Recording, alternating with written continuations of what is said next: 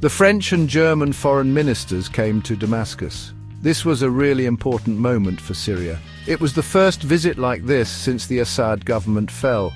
It showed that things might be changing. Europe, which hadn't been involved much, was now ready to work with Syria as it changed. This visit was a big deal. It showed hope that talking, not fighting, would shape the future. Everyone watched as Jean-Noël Barrot from France and Annalena Baerbock from Germany visited Damascus. Just seeing them there meant a lot. It showed they cared about the Syrian people who had suffered so much. This visit wasn't just about being polite. It was about recognizing how strong the Syrian people are and how things could get better. This historic visit happened in a Syria hurt by war, but wanting peace. When the Assad government fell in December 2024, nobody knew what would happen. But even though things were bad, there was a little bit of hope. Countries around the world felt hopeful and saw a chance to help build a new Syria. The visit from the French and German foreign ministers showed everyone wanted to work together. The Syrian people understood how important this was. For years they felt alone. Nobody seemed to hear them asking for peace because of the fighting. When these European leaders came, it gave them hope. It showed that the world hadn't forgotten them and knew they were hurting. This visit, even though it was symbolic, was a big step towards a more peaceful future.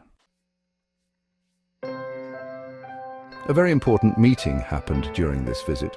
The French and German foreign ministers met with Ahmad al-Sharaa, Syria's new leader. Al-Sharaa, who used to be called Abu Mohammed al-Jolani, was someone a lot of people didn't trust. He used to lead Hayat Tahrir al-Sham, a group connected to al-Qaeda. This worried many countries, but al-Sharaa had started acting differently. HTS, the group he led, helped make the Assad government fall. They said they wanted change and that they weren't extremists anymore. So this meeting wasn't just about saying hello. It was about figuring out what al-Sharaa really wanted and what he thought Syria should be like. The talks, even though they were just the beginning, were important. Al-Sharaa told the European leaders he wanted a peaceful change. He talked about including everyone in Syria, no matter their background or religion. This sounded good, but he needed to show he meant it. The world was watching to see if al-Sharaa would actually make things better in Syria.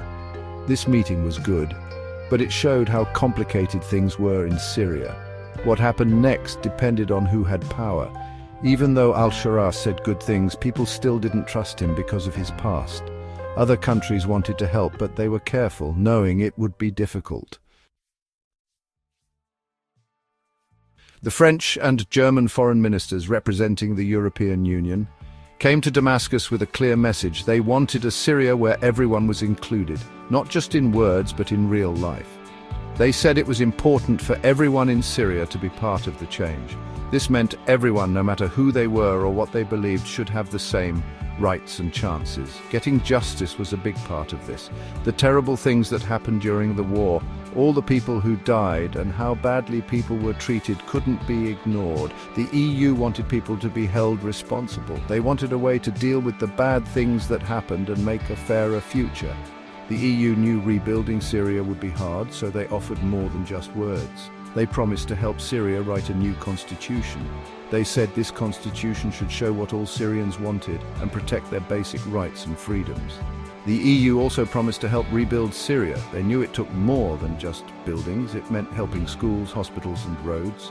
It meant helping people find jobs and making the economy stronger. The EU wanted to help Syria become a new and better place. The visit to Sednaya prison, a terrible place from the Assad regime, showed how hard things would be. The torture rooms and the awful stories really affected the European leaders. They left the prison wanting to make sure such terrible things never happened again. The threat of chemical weapons, a scary reminder of the horrible things that happened in Syria, was also a big worry. The French foreign minister, speaking for many countries, wanted a serious investigation into how the Assad government used these weapons. He wanted Syria's new leaders to work with the group that bans chemical weapons to get rid of any that were left. Even with all the problems, there was some hope. The visit from the French and German foreign ministers, even though it was just the beginning, started a conversation. It showed Syrians that they weren't alone and that the world cared and wanted to help. Things would be hard, but there was a chance for a better future, even if it seemed far away. By getting involved, the EU was sending a strong message. They were showing that talking, even when things are really hard, is still possible. They were showing they believed in working together with other countries to make a more peaceful and fair world. Rebuilding Syria was just starting, and the EU, with its experience in helping countries after wars and its belief in talking things out, was ready to help.